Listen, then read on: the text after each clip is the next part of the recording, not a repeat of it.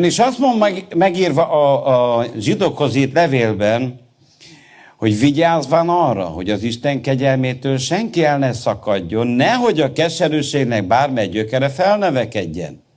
Ugyanis azért kerül sokszor az ember a márába, mert a keserűség gyökere felnőtt. De mikor nő fel? Mikor a kegyelemtől elszakad az ember. Jó. És itt már nagyon is lecke van, mindannyiunknak figyelmeztető. És ezért mondta Isten Mózesnek, hogy a kereszt, Jézus áldozata, maradj kegyelem alatt, és megszabadulsz márától. Mondjad a szomszédodnak, maradj kegyelem alatt, és megszabadulsz márától. Isten mondja, Mózes, a ti problémátok, a legnagyobb probléma a kegyelem hiánya.